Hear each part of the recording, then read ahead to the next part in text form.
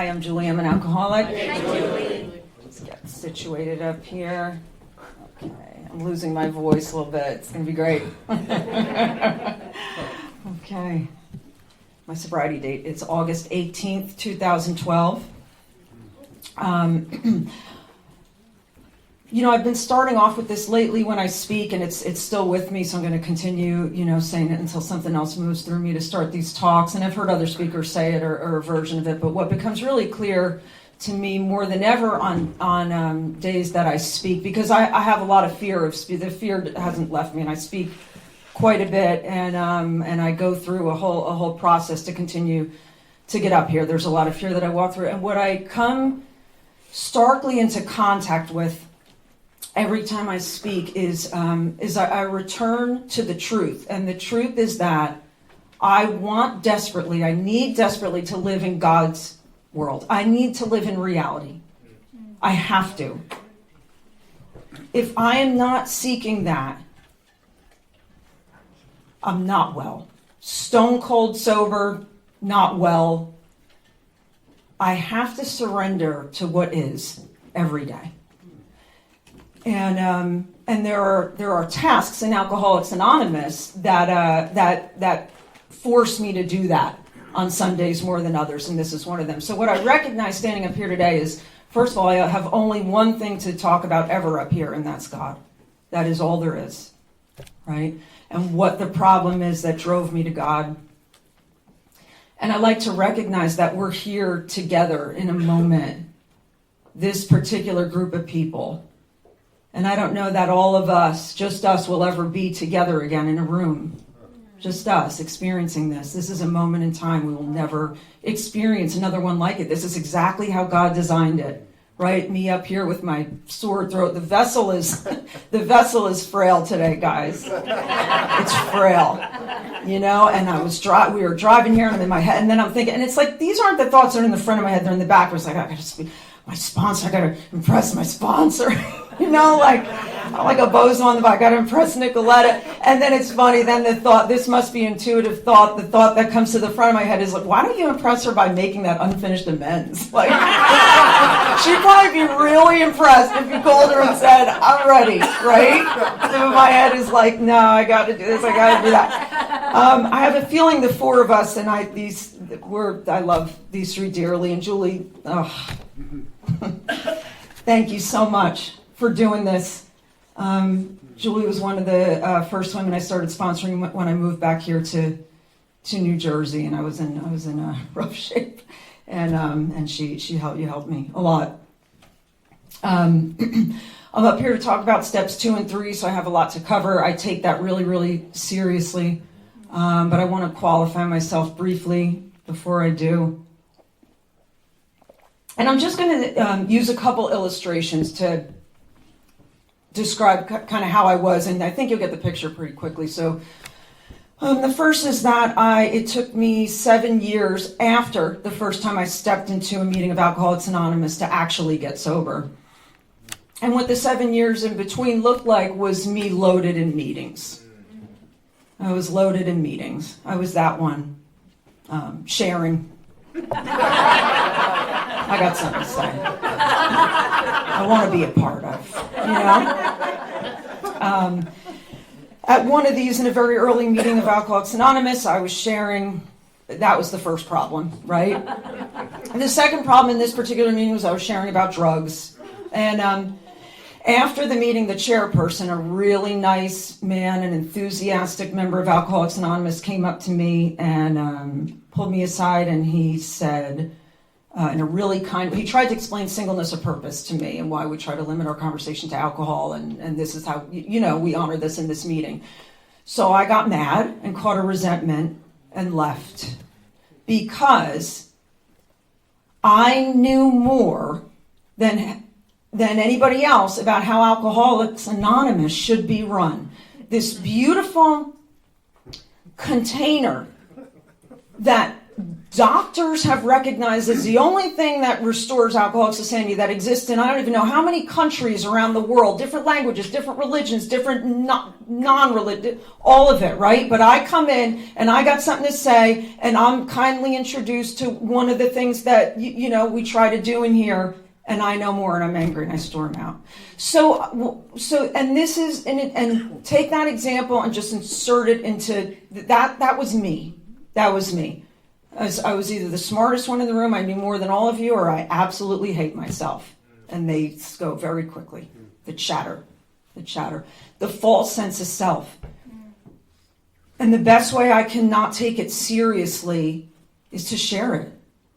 I come up here and I get transparent. It's my calling to do so, is to speak in that way.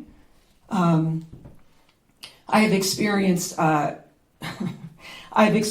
utter failure of self-will when I stopped doing that. When I started listening, hypnotized by my own voice, by my own insanity at 10 years sober, completely blew up my life. But we'll get to that a little bit in step 3. So step 2, Nicoletta, who, is she incredible? Yeah. Come on. The spirit, right? She's helped me so much. To tap into that. But she talked about wanting to kill herself or stay locked up. And isn't it interesting that in the big book, on page 25, and there is a solution, they talk about the blotting out the consciousness of our situation. No, I'm mixing up all the words. Let's just open the book here, shall we?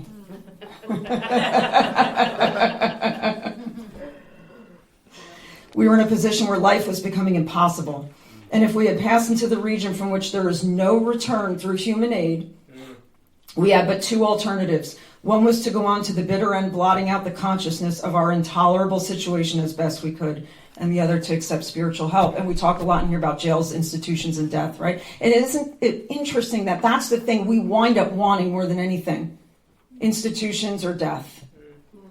And my experience was the same. I was suicidally depressed before I found substances, and that relieved the condition, the ism, for a while until it didn't. And then I had 2 problems, which was, I was suicidally depressed, and now I couldn't stop drinking. No matter what, I couldn't stop drinking in these rooms. I couldn't stop drinking when I lost everything. I couldn't stop drinking after being committed to psych hospitals and getting out and going through horrific detoxes and withdrawals and starting the cycle over and over again, over and over and over and over and over again, and this was my life. And I came in here agnostic, and the big book talks about, they tell us that, so we start in the chapter to the agnostics, they say about half the original fellowship was agnostic, right? So that half the original fellowship was Bill and Bob, right? Bill was the agnostic, and Bob was the religious. And if I asked you guys, how many people in here came into Alcoholics Anonymous agnostic? So that's roughly half the room. So we're just geeked out, big bookers. So we ask this a lot, Chad and I, when we speak, and I like to see it seems to be the same. About half of us come in agnostic or atheist or something like that. And that was me. Like my sponsor, I pursued a degree in philosophy, and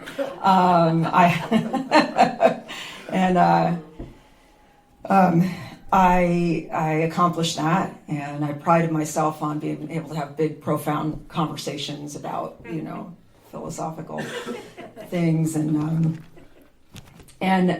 so in step 2. We recognize that that we are powerless, right? And Nicoletta set us up for that really well. And we come to believe that a power greater than ourselves can restore us to sanity. And I was taught that the word "that" is very important in the second step, that we are not believing in yet, we are believing that. It's funny, it's like the ego of the alcohol. It's like, I need to know, before I get to step 3, before I turn my will and my life over to the care of God as I understood him, I have to know, well, why would I do that? What will that power do for me? So I learned that in step 1, and then they say, here's the solution to your problem. And the big book talks about lack of power was our dilemma. And it talks about seeking power is what this book is about. That's what this book is about. Do you guys know this is not a book about how to get sober? Because it's just the understanding that we can't get sober. We can't do it. I couldn't get myself sober, guys.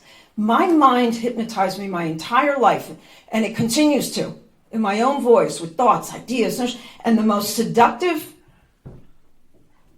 thing it ever hypnotized me with was alcohol. Not the only thing. I have been battling the same thing throughout my sobriety, but the most seductive one was alcoholism. I had no power, and I always thought I was going to find it. There was always a way, there was always a plan, there was always a method, there was always this, I'll stay on this, and I'll do this for the anxiety, and if I treat that, and I make sure I don't do that, and I'll go here, and we bounce it. I mean, it was relentless. It was painful, So I get a book about how to seek power, and how to find that power. That's what this book is about. That's good news. And I want to talk about a couple, I want to kind of address what I see, I guess, as like a couple myths in step 2. And this is an opinion mixed in with how I read this book based on experience. My experience, I did this, and the experience of taking hundreds of women through the work. The book talks about you can find your own concept. You can have your own conception of God. This is great news. And they make it really clear all through the chapter to the agnostics, right? And they say at one point, therefore, when we speak to you of God, we mean your own conception of God. So now I'm set up that for the rest of this book, when I see the word God, they've told me, more or less, we're using this word to connect us. So we're talking about the same thing, but we're talking to you personally about your own concept. They really walk us through a process of undoing the prejudice that they know we have in the second step. And so they talk about, being able to have our own concept of God. My experience when I got to step 2 was that felt very important to me, And it's funny, it's like when we get to 2 and 3, they're considerations before the action steps. 2 and 3 are considerations, then we're going to go into action. And it can be easy in these steps to do the same things I've always done, which are worship my thoughts and feelings. So I'm going to think a whole lot about God. I'm going to come up with the concept. It's going to be right. It's going to be this, and these people are wrong, and I'm going to follow this one, and I'm going to, what if that doesn't feel right? That's not what step 2 is about. There's going to be an experience. There's going to be experience. That's why we know that alcoholics cannot find God in a church, right? You can go to church and worship and have faith and do these things in church, but the answer is not to be found in coming. That's more mind stuff. This is the problem. This is what I did my whole life. Worship my thoughts and my feelings. Now I'm going to sit and I'm going to come up with this concept, and it's not about that, right? And I did it. But, I take people through the work, and I tend to get a lot of agnostics. So I walk through this, and it's like you want to obsess about your concept, but it's like, but you won't write your 4th step. You know what I mean?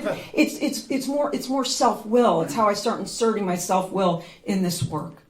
And I would like to talk interchangeably about what it looks like to work steps 2 and 3 newly sober, and then also with a long period of sobriety like I have now, and I'm just going to move back and forth to do that. And it's funny. I had the experience I just described. I had a very similar one a couple of years ago. I did that stone cold sober, and what that looked like was that I guess this downfall started at about 8 years sober. What happened was I stopped working a program of self-examination. It's really very simple. That's what happened. I could give you a whole lot of other details. I can give you a whole lot of, I can give you my trauma history. I could give you the big thing that I really wanted in life that I didn't get, that I still don't have, and then I started to feel victimized around that. But I got hypnotized by that idea, just like I was hypnotized by alcohol, just like I've been hypnotized by relationships, just like I've been hypnotized by... It says in the book, the great reality is, in the last analysis, it's found deep down within us, right? But we're sleepwalking, dreaming we're awake. So we're going through life, and it's out. We think it's out there somewhere, right? And it's not. It's never found there. So at 8 9 years sober, I simply stopped working a program of self-examination, right? And then COVID came, and it was great because I could just see ya, I'll go on Zoom now and then turn my camera off, and I was repelling sponsees, and people were just kind of falling away from me, and I was relieved, honestly, because it's hard to think about you when I'm so busy thinking about me, because I got to think real hard about how to solve this problem right now. I haven't picked up a drink in 10 years. This is not about alcohol. This is about I'm an adult and I need to fix my life up. And when we talk about step 3, if you want to see the areas where you're currently agnostic, just look at the areas where your life isn't thriving. Look at where it's hard. Feel where it's hard. That's it. But I became convinced, and this wasn't a conscious decision. It's the decision that happens back here, because here's when decisions back here start being made, when I stop working a program of self-examination. And just like when I came in, I thought I was a super complicated, I came in, the last time I got sober, I came in 45 pounds lighter than I am right now, with the skin on my face and my arms clawed off, holes in my arms. I couldn't walk. I was crawling upstairs. I couldn't walk upstairs. Hysterical all the time. This is how I came in, right? And I thought I was much more complicated than all of you. So at 10 years sober, I'm in that delusion again. I got a problem. I got to fix it. And when I stopped working a program of self-examination, the next thing you know, I'm running on self-will, and things aren't quite working out. But I think if I, can rest, satisfaction, and happiness, if I only manage well. So I'm going harder. I'm trying to fit this, but I'm trying to figure it out. And that's what happened. And so, a spoiler alert, it didn't work. It blew up like really bad. Really bad. And I owed a bunch of amends, serious amends. I took prisoners along that I hurt people. Maybe I'll get a little more into the specifics of the story later, but it's not important. You just insert it. I think something's about one thing, but then it comes about untreated alcoholism. And that's my truth. I've demonstrated this truth. I didn't think that was the truth at 10 years sober, but it was. That's my truth. You have to be armed with the facts about yourself, right? So I drift away from this program of self-examination, but I'm still participating in spiritual activity. So I'm going to these meditation retreats, and I'm doing these crazy meditations, and I'm doing all spiritual stuff, but I'm not working a program of self-examination. I'm not doing 4 through 11. And then so subsequently I'm not doing 12, right? I'm kind of pretending I am, but I'm not really. And I'm into some pretty groovy spiritual stuff, and I might get up here a little later and do some of step 11 if I still if I have a voice left, then I'll talk about that. But what I have found is that when you do the spiritual stuff without the program of self-examination, it doesn't work. I don't know what to tell you. It's wild. It just doesn't work. And when I tell you spiritual stuff, I'm telling you 4-hour meditations with energy to my throat chakra and my heart chakra. But then I'm getting up and then I'm lying. So you can't, spoiler alert, you can't clear your throat chakra when you're lying. There's no energy can do it. It doesn't, I tried so hard. You can't trick God. You can't trick the great reality. Why? Because it's found deep down within us. I can trick you guys for a little while, but you are going to get the idea eventually, because we're fundamental, we're all one. That gets to some far out stuff, but that's what I believe. I believe these are the containers that create the appearance of separation, but we are deeply connected. And eventually and you drift away from me, but I can usually fool you for a little while. I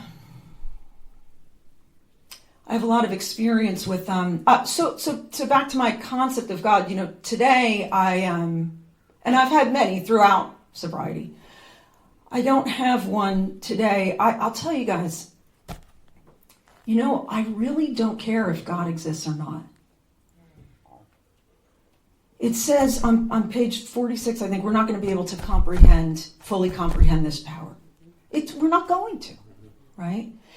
I don't really care if God is real or not, because I'll tell you guys, when I submitted to this power, surrendered to it, but not in steps 2 and 3 are felt retroactively.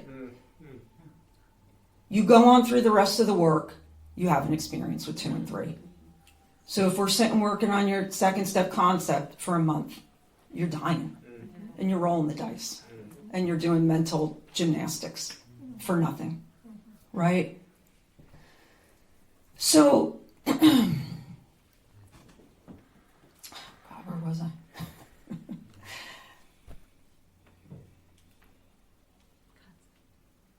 Concept. Thank you. She's my sponsor. I love her. I have no current concept. I don't care if God is real or not, because that power has enabled me to help. I don't know how many people I've helped over the last 12 years. I was taught to be disciplined in Alcoholics Anonymous. I bring the vessel in whatever condition it's in. I show up. God works through me. That's not the kind of person I was. I was the kind of person, if I was depressed, I stayed in bed for 2 weeks. I worship my thoughts and my feelings. I show up today, and because of that, I have a relationship with my nieces and nephews. I'm one of their first relationships. And that was my big grief, right? Was that I'm not a mom. But I have 5 kids in my life under the age of 6. And we love each other so much. But I want to worship the self-pity that it didn't look the way it needed to look. I didn't grow and birth the human, so I'm not a real woman. See, these are the old ideas, the prejudices, the preconceived thoughts and opinions is what prejudice means.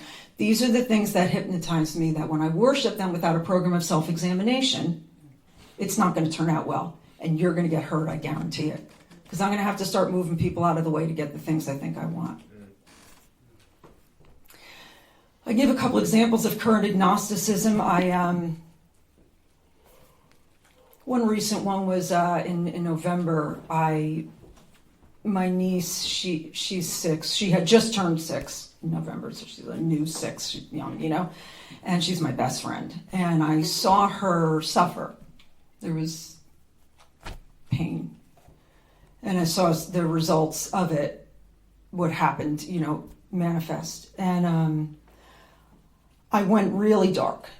And I kind of decided this idea that I've been toying with since I was 6 years old, which is that life is terrible. It's just bad.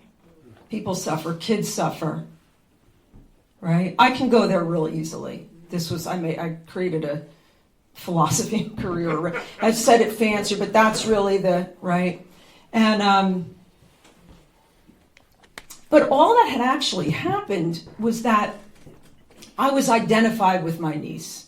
I love her more than I've never. It's a love that, and if you have kids or things like that in your life, I never knew an attachment like that until they came. I never knew a love like that until they came. So to see her hurt. And it was similar to things that happened to me when I grew up. I identified. And that identification, myself, with the capital S, identified with her. And now I decide that life is terrible. But what happened 12 years before that, when I had a profound spiritual awakening, had the mental obsession removed, and began taking the bus around Austin, Texas to sponsor people because I didn't have a car, and I'm on fire and I'm free. There was another 6-year-old child somewhere suffering, worse, many of them actually.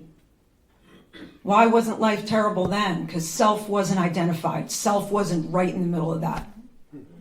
The only difference is when self identifies, I make a decision, I make a judgment.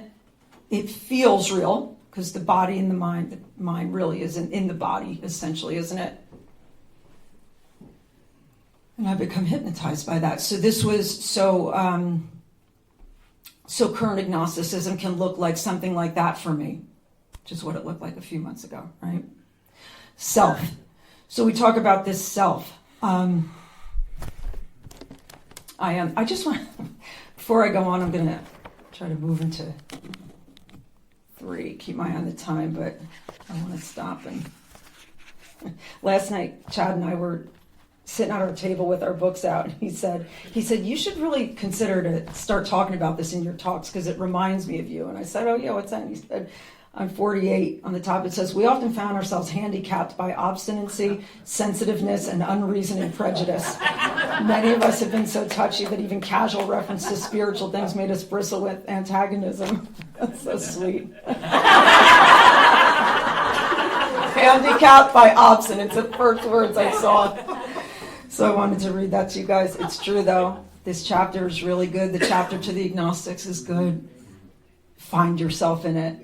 Find your prejudice, find your old ideas, lines, different lines will jump out to you, but it's unbelievable. Written by another egoic alcoholic up against himself. So when we get to step 3, we've got to be, there's a couple things I have to be convinced by. That's what they tell us. One is steps 1 and 2, that I'm powerless over alcohol. And what the way Nicoletta, I so identified with, and I'm going to paraphrase, but she laid out the idea that there can't be this sort of idea of sometimes power. That doesn't work. I've never seen it work. I've seen it work maybe for the hard drinker. But if you have what I have, if you drink no matter what, if you lose everything around alcohol, if you cannot stop no matter what, if you do things like pay a therapist to lie to them and sit in the rooms of Alcoholics Anonymous and get drunk, right? If you have that thing, then you don't have a little bit of power. I can assure you, there's none. You got to be defeated. And so, I had that experience. Finally. And the darkest, and I've been to some dark places in step. I was a low bottom, drunk, streets, and selling myself and doing things for alcohol and other things that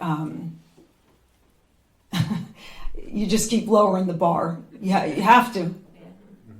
I'll pay it back next time. And well, just I know this guy, so just taking a little money, And then, well, I don't know this, but that person introduced me to this guy, and so they know. It just, the bar kept lowering. And by the time I came in, I was destroyed. 30 years old, and I couldn't walk. I was really close to death. And then, so the assumption at step 3 is I'm convinced of that. And that I'm convinced that no human power can relieve in the power greater than myself. Is the only thing that can restore me. There's no human aid, right? And if anyone here that that has kids, that it's like when we get like frustrated with sponsees when they won't do what we say and things like that, it's like you can't even stop for the love of your children. But I think you're going to be able to. But I think you should do what I say, right? It's the insanity. And so I recognize that out of desperation, not because I'm a godly woman.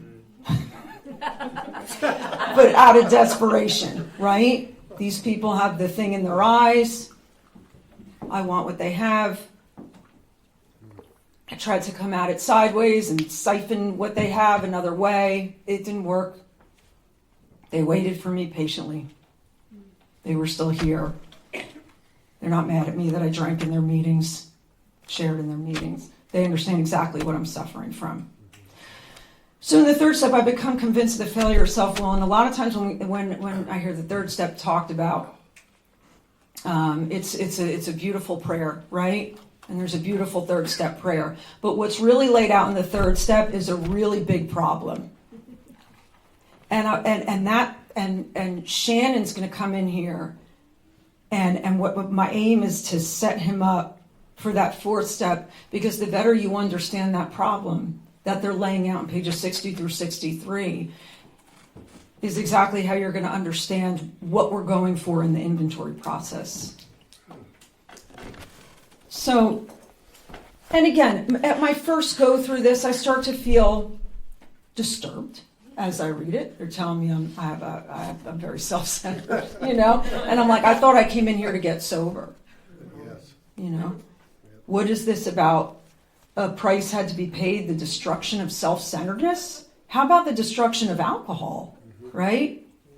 No, that's just going to be a byproduct. That's right. So it says being convinced. So convinced of 1 and 2, right? And then it goes down to say the first requirement is that we be convinced, again, that any life run on self-will can hardly be a success. That's it. Are you convinced of that?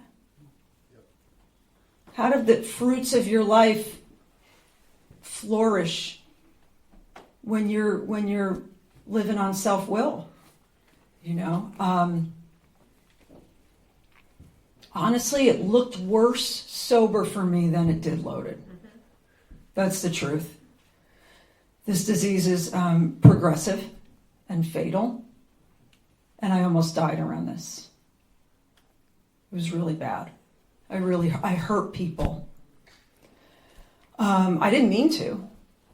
I meant to start a family. That's all. Isn't that what adults do? Right? But my truth is I can't have a good life unless I'm deeply convinced of the failure of self-will. I'm surrendered to that. I'm participating in the actions necessary to continue to work a program of self-examination, and I'm putting helping others first. That's my formula for a good life. And you know what? I guarantee I'm going to learn that lesson again. You're hearing me up here 12 years sober. At 16 years, I'll probably have another horror story. I don't know. You know? Or some version of it. Hopefully it resolves a little quicker.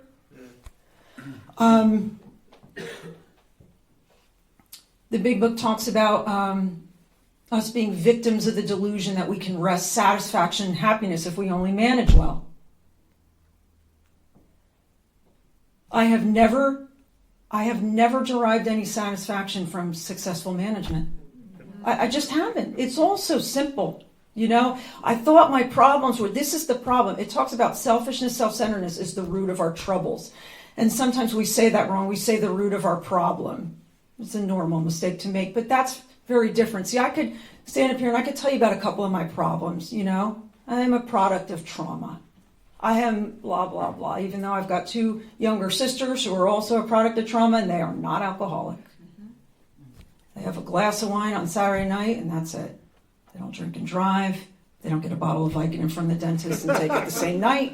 I find it in the cabinet 3 years later. It's absurd. It's absurd. So what I have is not a result of that, right? But I have some problems that I could tell you guys about. But what they're talking about in the big book is the root of my troubles. Troubles as in daily mental agitation. So the root of my daily mental agitation is my self-centeredness. Driving here this morning, thinking about how I got to impress my sponsor. I'd love to sit here and say I was just praying for the newcomer the whole ride. That'd be a lie. Now, when I get myself, I'm not capable of that. Now, when I get myself out of the way and bring the vessel and I connect, that is very real. I don't think I haven't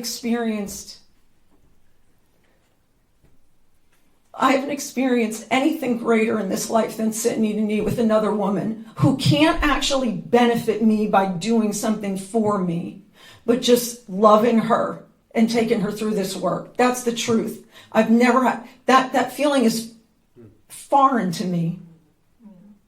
This woman who's self-centered and neurotic to the core.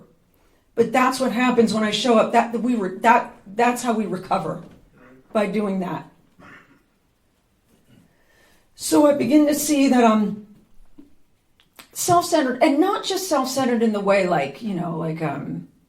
I line up real fast and take the last cup of coffee even though I know you want some. I'll do things like that when I'm sleepwalking, trust me. But the self-centeredness is deeper than that. It's that I go through life on autopilot. I got a pair of headlights on, and they highlight my old ideas and where I fit into every equation. Just like I shared when I identified with my niece in November. And And it's destructive. It's destructive, right? Some days it's low level, some days it's high level, but it doesn't generate truth. It's all delusion. It's outrageous, right? That we can walk around here and it's like, we've seen people in the streets that are maybe suffering from like schizophrenia or something, where they're talking a lot out loud about delusional ideas, but that's us. Yeah. Isn't that your head? Yeah. And you can dress it up, right? And so it doesn't generate truth, but I go through life in this delusion, and I can only see things that I can only see the evidence of my belief systems and my old ideas and my prejudice and where I fit into everything. Right? And it says we are the producer of confusion rather than harmony. And for a long time I thought that meant confusion, that the others are, I produce confusion for other people, and I do. But what I read today is that I'm the one that's confused. I tried so hard to make this work, but it doesn't feel right. I'm the one that's confused. It's me. I am the problem. The bottles are a symbol. We are different from other people. We suffer from a physical allergy and a mental obsession. We are different. That needs to be dealt with. But that's the symbol. This thing is so corrosive. This thing is so brutal that I am so uncomfortable. I go through a nightmare. I detox. I go through the whole thing. I come out and I'm so uncomfortable. I pick up again. It's insanity. These steps are about recognizing this insanity. I should probably wrap up, right? Okay. So our troubles, we think, are basically of our own making. Of my perspective is a big problem. I think that's important to take with us into that fourth step. Right? Shannon's going to... There's a line on the page before, it says, we realize that we were somewhat at fault, but we were sure that others are more to blame. And that's very similar to the idea that Nicoletta laid out about sort of the little bit of powerless doesn't work, right? When I can go through and sort of pretend to be the adult that's like, when my nephews are fighting over a toy, they're 2 and 4. The 2-year-old is bigger than the 4-year-old. And he gets the toy, and then, the 4-year-old flips out and cries, and I'm like, but you stole it in the first place. You can't, but it doesn't matter. The victimization, the melt, right? Because they're children. But then we grow up, and then we have to blend, right? So I go through and I'm like, all right, I see that I might have done something there, but I'm sure that it's all of you, right? And they're saying this isn't going to work. See, what's going on in this program is it's a real all or nothing kind of thing. These are concepts that until I'm beaten into that state of reasonableness, I'm going to continue to try to do it my way. By the third step, I need to be out of options and ideas. And you know what the truth is? I need to remain out of options and ideas at 10 years sober. This is my truth. This is not everybody's experience, but I'll tell you, I share this stuff and I get a lot of women that come to me and want to work with me as a result because they're having that experience. They're having the experience at several years sober of the failure of self-will. And what I can tell you is no one was more shocked than me when after my 4-hour throat chakra meditations and pineal gland activation and everything else, I limped into a meeting of Alcoholics Anonymous at 10 years. So people thought I was a newcomer. I had 10 years. And a woman came up to me and said, I can take you through this work. You can have a spiritual awakening as a result of these steps. It was Jamie. Military cop Jamie. And I just looked at her and I was like, it's the same thing. It's the same solution. And I thought it was something different. And it was, and this surrender to self-will and this freedom was one of the educational variety. They talk about the different types of spiritual experiences in the appendix. My first experience was the huge, sudden, spectacular one To be honest with you guys, that's not everybody's. But I had a tremendous surrender at about 3 months sober, and the mental obsession was removed. This surrender to self-will and this awakening has been of the educational variety, and we've been chipping away at 6 and 7, and I got beaten up a couple times, and I've had to show Nicoletta a side of myself that's embarrassing at 12 years sober. It is. But she understands what I suffer from. She understands that I get hypnotized by self again. And how to wake up. This is a process to wake up. But I have to understand the problem to do that. Pages 60 through 63 in this book changed my life. And they continue to. There's a prayer we ask to be relieved of the bondage of self. Not alcohol. So we can do God's will. First run through the steps. It's not going to happen on step 3.